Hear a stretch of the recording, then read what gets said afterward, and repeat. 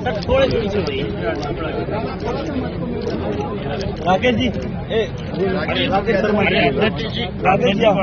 नमस्कार, मैं हूं भुवनेश सेंगर। जुड़ चुके हैं आप दी लपेटा के साथ।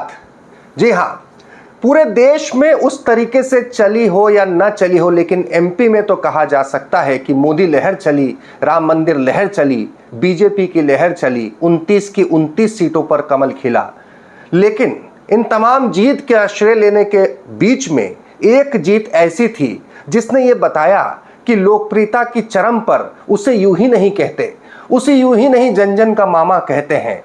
भले ही केंद्र नेतृत्व की दादागिरी ने हटा दिया हो चुनाव जीतने के बावजूद भी, लेकिन सांसद चुनाव में यानी लोकसभा चुनाव में भी जीत का अगर किसी ने झंडा गाड़ा है तो निसंदेह शिवराज सिंह चौहान यानी कि एमपी के मामा जी ने। जी हां, यूं तो आंकड़ों के लिहाज से देखा जाए तो मध्य प्रदेश में बड़ी जीत इंदौर के शंकर लालवानी की हुई है, लेकिन इस जीत पर तो नोटा का धब्बा है, इस जीत पर तो सेटिंग का मामला है, इस जीत पर तो सामने कोई था ही नहीं, सामने नोटा था तो जीते कांग्रेस से नहीं नोटा से। लेकिन इसके बाद शिवराज सिंह चौहान की मध्य प्रदेश में दूसरी सबसे बड़ी जीत है। विदिशा से कोई 2-4 नहीं बल्कि 8,21,000 मतों से ज्यादा मतों से जीतकर एक रिकॉर्ड कायम किया शिवराज सिंह चौहान ने। जरा सोचिए, इसीलिए शिवराज सिंह चौहान को मुख्यमंत्री नहीं बनने दिया गया था, लेकिन प्रधानमंत्री नरेंद्र मोदी जहां महज 1.5 लाख के अंतर से वाराणसी से जीतते हैं,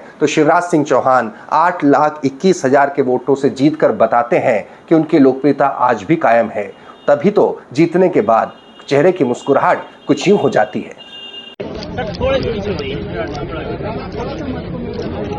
राकेश जी,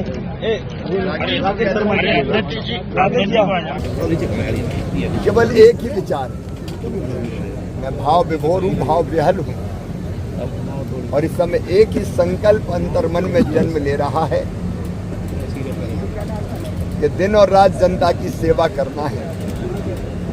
जब तक मेरी सांस रहेगी, अपने साथियों के साथ, टीम के साथ मिलकर मैं विनम्रता से इस जनता की सेवा करता रहूँगा। जनता की सेवा ही मेरे लिए भगवान की पूजा है, और इसी रूप में हम सब मिलकर और मैं स्वयं भी जनता की सेवा में कोई कसर नहीं छोड़ूंगा। जनता को हृदय से धन्यवाद। वैसे तो परिवार ही है, जनता और नेता में कोई दूरी है ही नहीं, ना कोई नेता है ना कोई जनता है। यहाँ तो भांजे भांजी, भाई और बहन हैं। एक परिवार के रूप में हम सब मिलकर काम करेंगे, और अकेला मैं नहीं, हमारे विधायक साथीगण, हमारे जिलाध्यक्षगण, अलग अलग जनप्रतिनिधि और संगठन के बूथ स्तर तक के कार्यकर्ता जो परिश्रम किया है, मैं सबको हृदय से धन्यवाद देता हूँ। हर एक ने हर क्षमता, पूरे सामर्थ्य के साथ पार्टी के लिए काम किया। मैं उन सब का आभारी हूँ। मोदी जी के प्रति विश्वास का प्रकटीकरण भी ये विजय है। अच्छा, 29 कमल की मालाएं लेके जाने वाली आपने कहा था, कब जा रहे हैं? मैं तो गदगद हूँ। मन में यही संकल्प था कि पिछली बार थोड़ी कसर रह गई थी। 14 में हम जीते थे 27, 19 में जीते थे 28, एक 37,000 वोटों से रह गई थी, वो कसकती थी। मन में यही संकल्प था कि इस बार 29 की 29 जीते।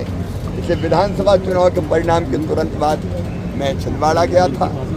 भारतीय जनता पार्टी के प्रदेश के नेतृत्व ने दिन रात काम किया, बहुत अच्छी योजना बनाई, कार्यकर्ताओं ने परिश्रम किया और जनता का आशीर्वाद मिला। अब 29 कमल के फूलों की माला मोदी जी को पहनाई। तो जाहिर तौर पर अब इससे समीकरण प्रभावित होते हैं कि आखिर मामा का घर दिल्ली में बनेगा। मामा का घर जब दिल्ली में बनेगा, लेकिन मामा के दिल में तो एमपी है। सवाल ये भी उठता है कि मामा इस पूरे घटनाक्रम के बाद कमजोर होंगे या मजबूत होंगे। जो सियासत को समझते हैं, सियासत को जानते हैं, वो इस बात को जानते हैं कि नरेंद्र मोदी की अगुवाई में बीजेपी अपने बूते बहुमत नहीं हासिल कर पाई। ऐसे में उनका कमजोर होना तय है। तो अब उनके भीतर जो भारतीय जनता पार्टी के भीतर का एक अंतर्विरोध है, वो चाहे वसुंधरा राजे सिंधिया हो, रमन सिंह हो, नितिन गडकरी हो या शिवराज सिंह चौहान हो, ऐसे में उनका मजबूत होना भी लाजमी है। ताकत का अंदेशा सियासत में ऐसे ही लग जाता है। तभी तो अगले दिन मुख्यमंत्री मोहन यादव खुद जा पहुंचे शिवराज सिंह चौहान से मिलने।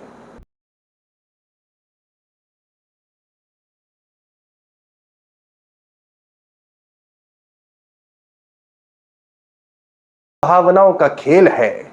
कहा जा रहा है कि शिवराज सिंह चौहान यानी मामा का घर दिल्ली में बनेगा, मामा मंत्री बनेंगे, केंद्र में बड़े मंत्री बनेंगे। इस बात को तो खुद चुनाव प्रचार के दौरान प्रधानमंत्री नरेंद्र मोदी ने हरदा की रैली में मंच से कह दिया था कि अब मैं शिवराज जी को दिल्ली ले जाऊंगा अलग बात थी, खुद चला जाऊंगा अलग बात है। शिवराज सिंह चौहान भले ही दिल्ली चले जाएं, लेकिन नज़र हमेशा एमपी पर होगी और बदली हुई परिस्थितियों में कहा नहीं जा सकता कि शिवराज सिंह चौहान का मजबूत होना मोहन यादव के लिए आप समझ सकते हैं कितना मुफीद होगा या फिर कैसा होगा। सियासत को बेबाक तरीके से बताते हैं, इसीलिए गुजारिश करते हैं दिल लपेटा को ज़रूर सब्सक्राइब करें।